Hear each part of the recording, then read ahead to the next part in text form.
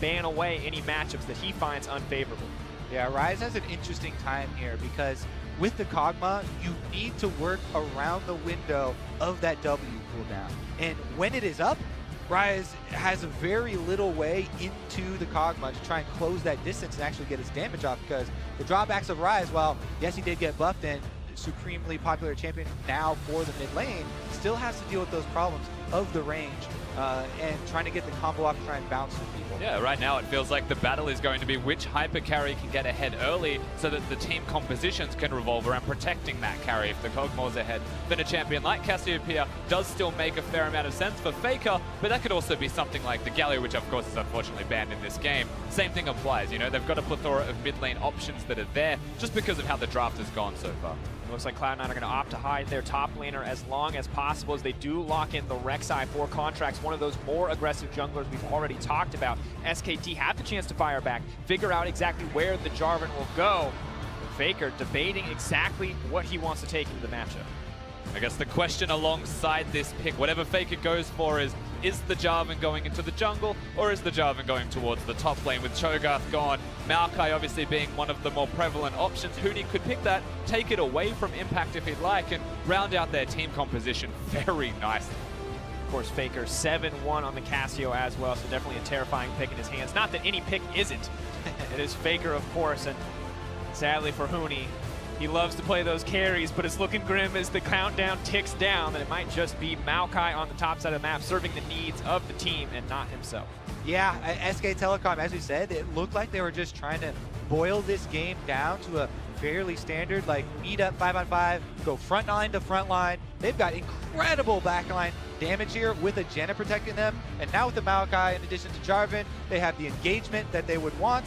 And the tanky front line as well. This is one of those moments where I was going to say that it's not expected or in the meta, but it's necessary for the team composition of Cloud9. I just didn't actually think it would happen. Chose not to say it. Nautilus is the lock-in for Impact, and when you look at the draft and how it's panned out, they need that Nautilus. There's a Rek'Sai in the jungle. The crowd control is honestly lacking, and they needed that second engage tool or complementary crowd control source to really round out their comp. We got to see a tiny bit of resurgence for Nautilus in top lane in solo queue only during the Korean boot camp, in that Korean solo queue, but one of the big points from Nautilus is always the point and click ultimate.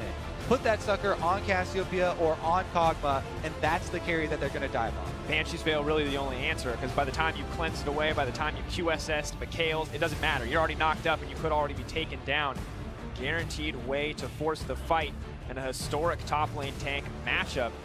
Small buffs may have brought him to the table, but now as we gear up, two very front-to-back comps, as you put it, Kobe. Reaver and Coma having a good time on stage, feeling good about their first match here at Worlds. We love the history between the two teams, and those two guys specifically, definitely all coming together in this group as we are about to get on the Rift. Well, if you believe in C9, hashtag C9 win. If you believe in Korean dominance, hashtag SKT win. We'll see if the West can find their first win here, what exactly they want to bring to the table. Yeah, very big moment for both of these teams to see if Cloud9 can keep up with SKT, or if SKT have fully come into Worlds super prepared.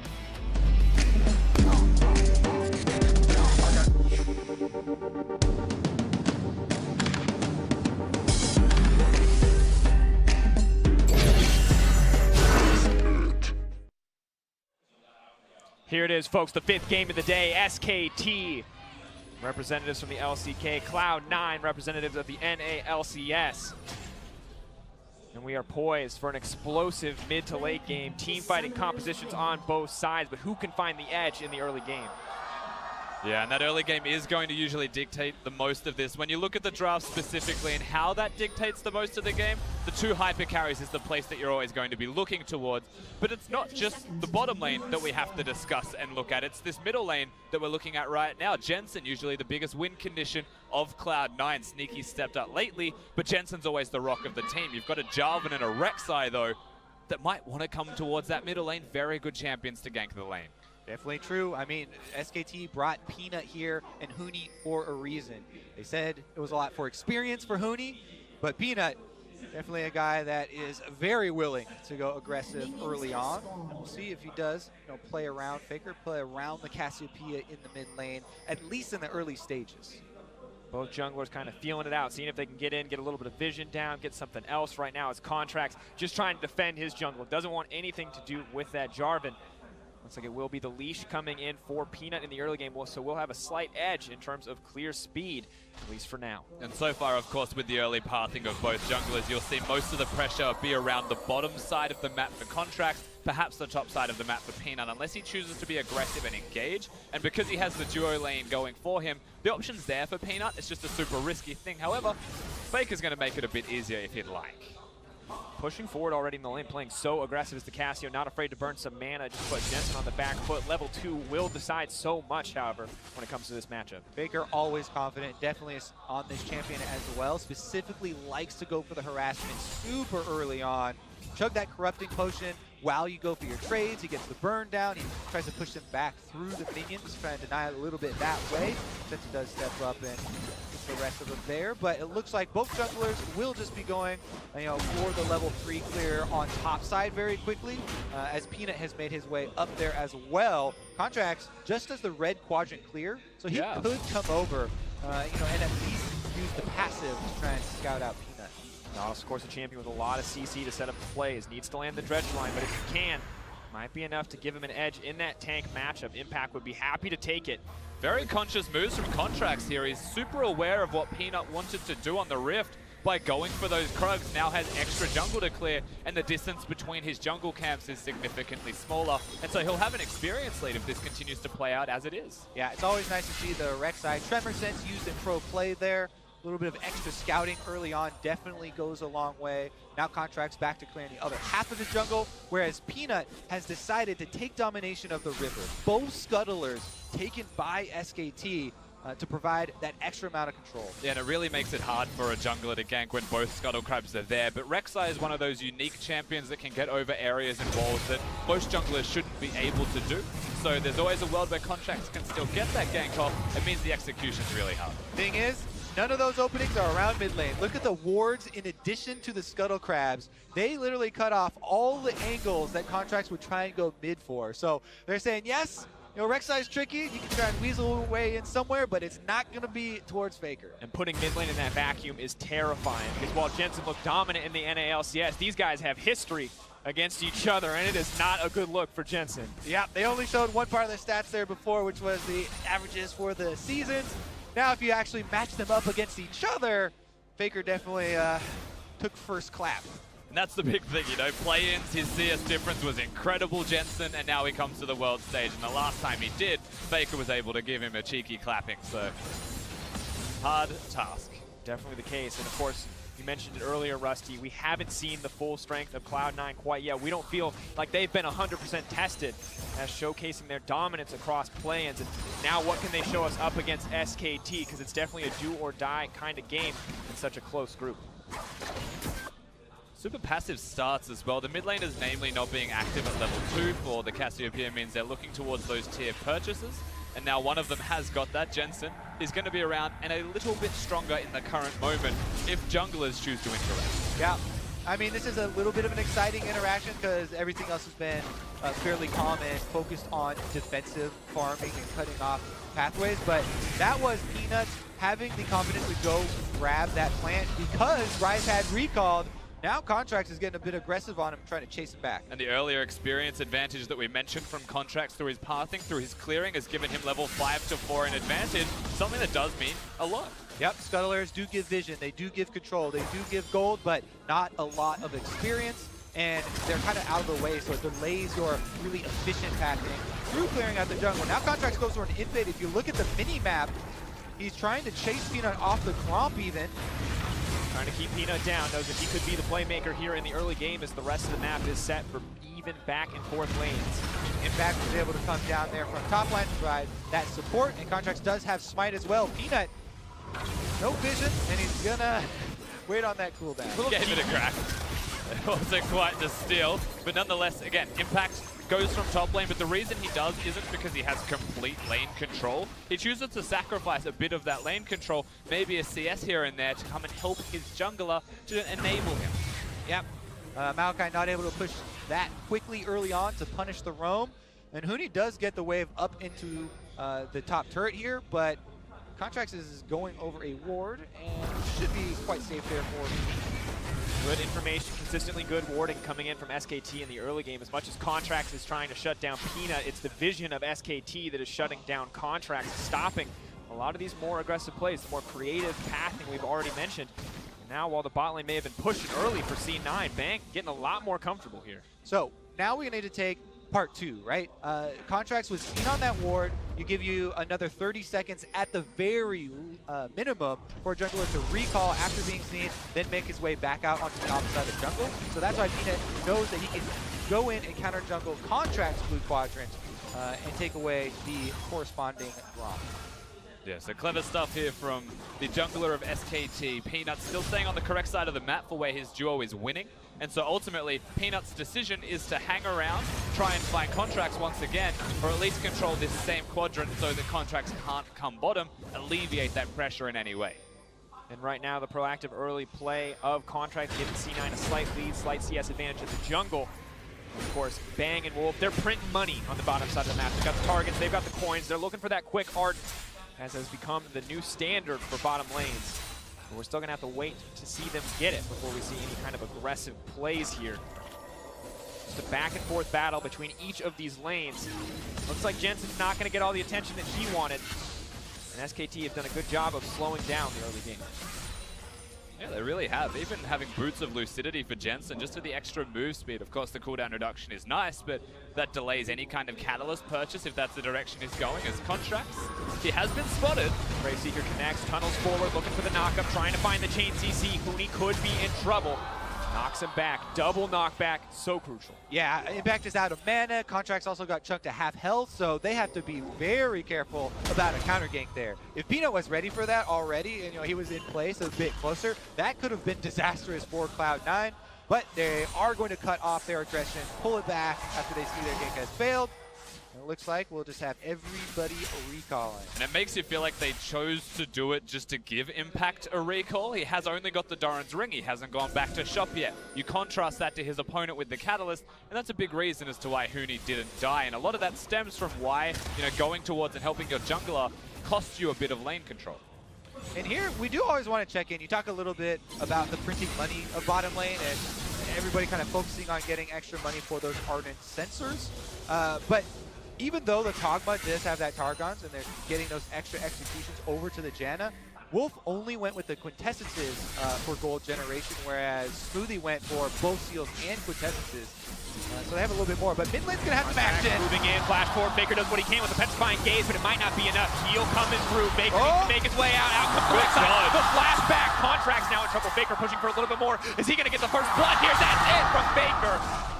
Super clean outplay there. You wait until the Rek'Sai shows for the ultimate as he's coming forward, as she is coming forward. Then you flash, you can dodge the damage. Faker never scared for his life there. Turns it around, gets the kill, and the collapse from SKT to punish Jensen as well. Huge, huge opening here. Yeah, exactly. Getting 2 kills for the price of just trying to kill Faker, and he doesn't even die. The summoners are gone, so Cloud9 could come back to the middle lane if they want to try and again, but how much they lost for just the one play is very substantial. That's double buffs on the Jarvan, double buffs on the Cassio, and it's not like Jensen and Contracts kept their flash either. That's a tough ask, and we can see the play one more time. And it's super forced from Cloud9 as well. The ultimate was fine from Faker, but this decision to dive, the timing of the flash, all incredible, and then Contracts with nowhere to go. At the same time, Jarvan going towards the middle lane. They'll make the play, and there's no ulting out for that Rise. Yeah, that timing did take people a little while to get used to, but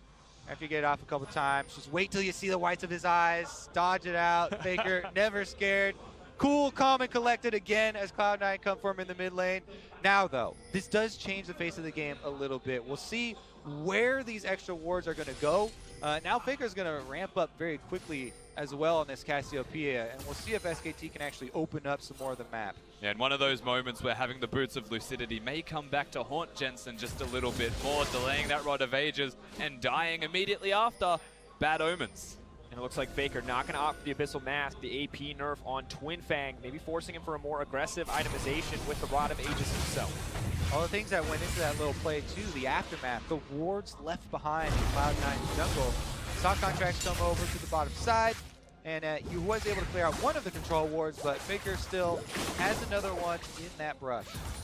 It's repairing the damage, though, ultimately, in the end. And that does get Kog'Maw closer to his one-item spike. And granted, Sneaky will be trying to scale himself. You're looking at the item build from Bang and saying perhaps the one-item spike is just that little bit stronger for him. There's less RNG involved, of course, with it. Windsuits plus the Ardent Sensor, also quite terrifying.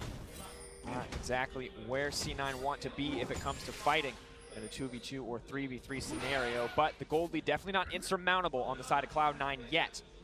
1K down, slightly north of that. And SKT will see what they can do to keep this going, to extend this. Pressure a little bit on Cloud9 to find a way back to stop the snowball from going any further. And just look at the amount of deep vision. You know, this punish from SKT is still taking effects. Both sides of Cloud9 jungle have deep wards from SKT in them. So they see the swap coming out from Cloud9. They see the move already before Cloud9 are showing past the halfway point. Huni shouldn't be surprised here. It does take a little bit of damage, but reinforcements are already on the way. You know, Wolf and Bang headed up there with the Janet Kog'Maw.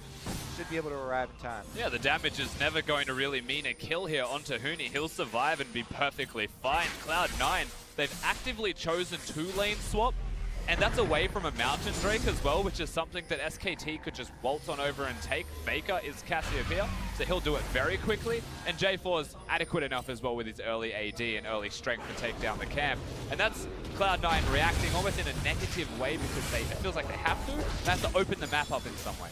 Forced to respond by SKT. Play not going to get them much for now as the bot lane swap to the top side, but you bring up the Mountain Drake, you bring up Cassio taking it easily now, and if she takes it easily now, Rusty, that's she means she's going to take a Baron, rather, easily later. Could be something important to look at, but itemization starts to complete, and we can see in the end it is the Rod of Ages for Faker.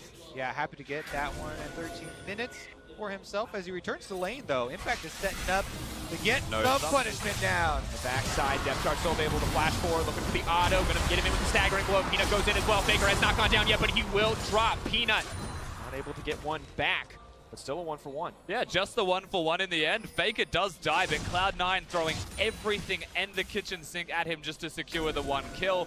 It's always that at what cost point, but really this time, Contract dies, yes, but he didn't flash out, he knew he was dead. They tried to minimize the damages. Yeah, I think really the main thing they lose is a few minions there on the bottom side for Impact. Sneaky goes fairly effectively on Bang. Ardent Sensor, though, starting to turn the fight. He knows it. Sneaky going to get out of that one with the Buster shot. Good ult comes in from Wolf as well. Yeah, and accidentally times that super well to knock him out of the healing from Janna. Of course, unfortunately, Janna with Ardent Sensor will still get him close to full with just a few ticks of the Monsoon. Yeah, let's talk about the Ardent Sensors for a while. A little bit more in depth than just everyone complaining about the item, right? Some of the things that make it so powerful are that you get this flat health back upon auto-attacking anything. It's not even just auto-attacking champions. It's auto-attacking anything. So you talk about the health regain afterwards, both AD carries right back up to full. It works on minions, just put the shield on them, and everybody's gonna heal back up. In addition to that, the item itself already extremely gold efficient, even without that passive. So that's why the game has really come to revolve around this item and around people kind of rushing towards the champions that can use that item effectively. And we've started to notice people innovating as well, not going towards any kind of lifesteal, even just going towards fervor of battle as their keystone mastery, knowing that the healing does make the difference. And speaking of bottom lane, Bang, just starting to crush this laning phase. Doesn't even have his first item completed. But a lot of strength from the Janna, the extra AD story, making a huge difference in this laning phase. this feels weird, of course. Huni as Maokai getting first turret blood solo, but that's what the bottom lane has set up earlier. Against the Tristana and the Lulu, Janna managed to get the structures that close. We'll get hooked, not gonna get knocked up. Nice flash out, buffering the animation on the ultimate. Trying to make it to safety, but Contracts can still look for a little bit more. Does have the knock up, the flash forward. The depth charge will connect. Huni set to fall, but is healing up as much as he can. Cloud9, though, finally going to get one on their own. So they've been looking for a lot of these kills on the solo laners, and Contracts going aggressively for them. They do finally get one here, but as you said, it feels like a little bit trying to make up lost ground here for Cloud9. Let's see what they can actually do with it, though. Troll Ward does go down. Contracts may find himself alone if Impact finishes that recall. Cassio roaming up as well. Miasma would stop any kind of flash over the wall. Contract has to run for his life. A solid sidestep, but here comes Faker. He needs to get out of there. Contracts is going to be very difficult for him to get out. There's the Twin Fang, and down he goes. Faker going to grab that one. As we said, Impact was recalling right there, channeling it, and Contracts goes very aggressive. As soon as he sees Peanut, the recall is completed, and they don't have enough enough vision to be able to call that Faker as well is down there. So another kill over for SKT. And usually when you don't have enough vision, your answer to that is no. Let's just nope out. But the way that he went as well, Contract now bottlenecks himself into this spot that he can't afford to stay at. He will get chased down in the end eventually with no way out. Compliments of course, using that tunnel. The correct answer here from Contracts was to not take the Krugs at all, but he still took the greedy play, took the risky play, and then went the wrong direction as the way out. And you have to respect it, because you know he's desperate to find advantage. He's desperate to find a small edge, but SKT has been there so consistently to punish Cloud9 anytime they overstep, and now it's even on things as small as taking an extra Krug camp. Faker definitely getting some good money off of the enemy jungler. That makes things even more difficult. Jensen, he does have the later completion on the Rod of Ages, but he's trying to kind of minimize the deficit there. And let's take a moment to set expectations as we move further into the game. We talk a lot about front-to-back team fighting. We talk a lot about how both of these teams scale up really well. Now, SKT have an edge, but how much does that mean? We're going to have to hold that thought, because in goes Peanut. Sneaky trying to make his way out. Well-timed buster shot to get him out to safety. Yeah, good execution from a lane that is currently fairly weak. Of course, the 2v2s have an extensive amount of gold. In goes the hook. Faker going to land the double. He's going to get knocked up. Staggering blow brings him in. Trying to 1v1 Jensen. Faker, can he turn this one back? Jensen's running for his life. He might just get clapped. He's bringing himself out to safety. Faker going to run. He will get taken down. Jensen gets the kill. He threw a Q as he ulted away. A good trigonometry there from Jensen. And he's able to throw up his flare afterwards as well. But SKT were very close to turning that one around. Now Impact does find Huni, the member that was not in the mid lane skirmish there for SKT. Still going to be able to get back to the minions though, no problem. Still two tanks fighting, still not a lot going to happen, but Peanut trying to zone away Sneaky and the rest of the squad as Bang looks to take down the tower. A little bit extra tanky courtesy of that Target's Brace. Not afraid to tank the tower to dish out a little more damage onto Sneaky. Bang playing fearlessly this game. Both these lanes need to recall and spend all of the money that they currently have. 2,600 apiece between the AD carries is more than enough for their first item spikes, and that has delayed perhaps a lot of strength from Cloud9. It is delaying things from SKT also on the flip side, but they're taking extra advantages during this stalemate. The turrets are definitely becoming a problem here for Cloud9. Already early in the game, we talked about how SKT were taking those openings to put deep wards down, but now the Cloud9 territory more open for them. Here's another look at the skirmish in mid lane. If it was just a 2 versus 2 there, Jensen did get out at the end and throws that he was talking about. Yeah. But C9 also had the earlier support as they had 3 members joining. Contracts as well for a little bit of extra support. That is one of the cleanest things that I've seen from Orion ulting away. Not something you expect to see until a random white bubble just comes flying across. Fadeaway, baby. Power Rangers finish. Don't even look at them as they explode.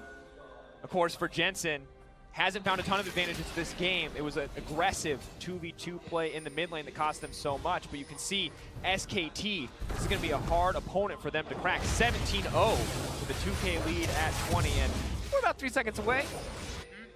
They're looking to make it 18. And it's over 2K. Oh no. Grim path. Once again though, the advantage not quite crushing. 2.5K, definitely a significant lead. But until someone takes a Baron, game not decided. However, Cloud9 got to clean it up. They can't afford to keep losing members. Did a sapling just take that blue buff away? I think it did. Let's find out. Well, he doesn't have it. Well, Jensen does not have Rek'Sai doesn't have it. Huni does indeed have the blue buff there for yourself. We're over here playing League of Legends. Huni's playing 4D chess with his saplings. And SKT are going to grab yet another tower to extend their gold lead. 2K may not have been crushing, gentlemen, but 4K looks to be the case. Now waiting for SKT to slip up, to find an edge, to find an opening. But Bang continues to pressure forward. They finished those early items. The Kog'Maw just keeps getting stronger. Also, with this gold lead and this territory lead that SKT have, Cassiopeia can mosey on down to this Cloud Drake very easily and take up another objective for themselves. So SKT complete dragon control. They've got the 3 turret advantage right now and the extra gold to work with. So all things are going according to plan here for the defending champs. Faker once again trying to dodge out on a gank. Jensen pushing forward. Faker with no mana should be a good sign for Cloud9, but Wolf is there to back him up to protect the mid laner on the side of SKT. Now it looks like they're looking for the fight. He's got the CC to stop that from happening. No Sonya's to get out to safety. Jensen's in trouble. In comes Bang on the backside, but Faker gonna grab the kill. Smoothie now running for his life. The twisted advance. The polymorph not enough. Another one taken down in favor of SKT. Really good target selection from Huni to go for the rise, interrupt all 3 people's escapes, as Sneaky will do his best to trade. The question is, what will SKT take in response? Sneaky may die, the Baron may die. Well, teleport's coming in for C9, so it looks like Impact at least wants to get in the area. Moment of truth. Baron dropping lower, 6k health, and quickly fading. But Faker with no mana in the bag, contracts. Could make it over the wall, but has to watch the miasma. They have to be careful. It's a slow, grindy Baron coming in for SKT. A lot of damage there, dished out by Bang over the wall. Coming down, Peanut looking to get out of the pit. Bang They've still stopped hitting the Baron. 1k dropping, so close to that smite range. Faker doing what he can to zone. Can they steal it back? No, but Contract still goes over the wall. Tries to go underground, tries to come back up, but it is not enough. SKT gets the Baron. They're gonna grab a few kills as well. Sneaky trying to 1v1 on the wall. Gets tagged mid-air, no chance to escape. SKT dominates. Yeah, not a chance in the world for Cloud9. As far as clean games go, SKT is showing Cloud9 how to play one as well. Just everywhere on the map, every little detail is starting to go in their favor. All of the pressure that they have placed onto Faker, he's able to withstand, withhold, and now come back perfectly fine for it. And now just work with his team. There's a Cassive here that's got a 2-item Cogmore, who is going to be incredibly powerful with a Janna protecting him.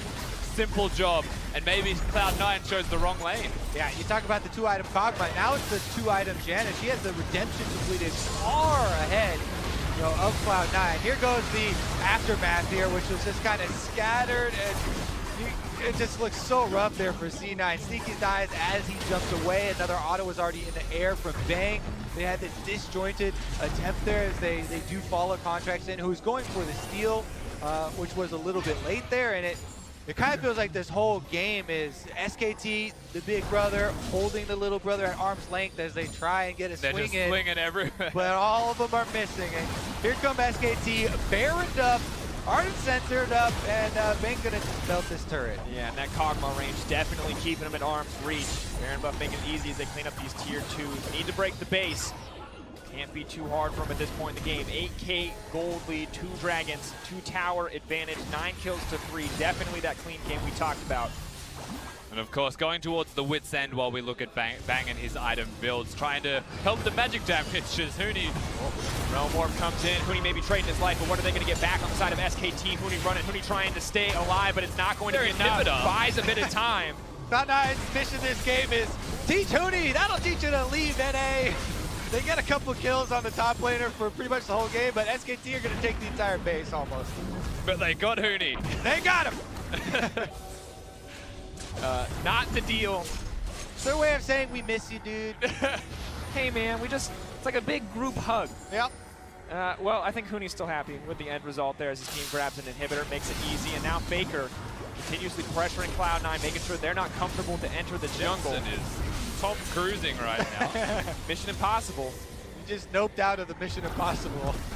Letter exploded, and he's not going to take the mission. Mission not possible. Now SKT, this is the systematic closeout we expect from Korean teams. Will they slip up? Will they give Cloud9 an opportunity? With a 10k gold lead, it's going to be pretty hard for them to do that. To slowly working their way through these towers. And just with how methodically SKT are playing this, the processes that they're going through right now, just pushing mid lane, knowing that Cloud9 are making the desperate plays, they don't need to change it. Going from mid lane straight to bottom lane. Their top wave is pushing already. That's about a minute away from crashing onto the next turret. If they want, recall, walk back up there. All of these possibilities are there for SKT. Even the Mountain Drake in 1 minute 30 seconds, when you look at Cloud9's vision control, they can't leave their base. Pack tries to go in, hooks onto a minion, going to take a lot of damage back, but Huni now coming in. He wants to hug NA too, man. Paladin to make him out to safety as Jensen finds freedom there in the end, but SKT is going to use that as a chance to take their second inhibitor. Massive minion wave backs them up, but no Baron buff excuse me, Baron buff on Peanut, making it even easier. Now leaping in, Faker trying to drill out as much damage as possible. Twin Bang hitting home. Bang is going to get hooked up, though. That could be a turning point. Locked in, Sneaky trying to fire back. Wolf is the source of the disengage. Peanut goes very far, but Contracts gets pulled back as a team. He's going to grab one, but it'll be traded at his life. Sneaky now back off into the base. SKT pushing in for the win here. It is a last desperate, dirty stand for the North American Hope. Now getting knocked up. Faker still unrelenting in his pressure as he rips through Sneaky. Cloud9 getting cut through, getting cut down, and it's all expected here as SKT find the clean closeout and yet another win for Korea. Cool, calm, and collected the entire game there for SKT.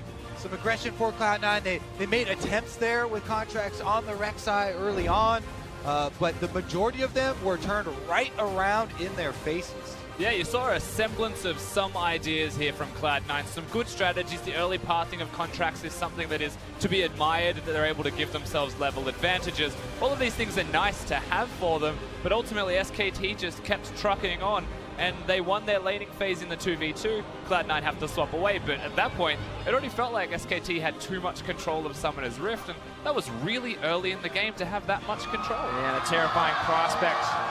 Crowd welcoming SKT to Wuhan on the back of that first win, and gotta say, there's few small fumbles in the early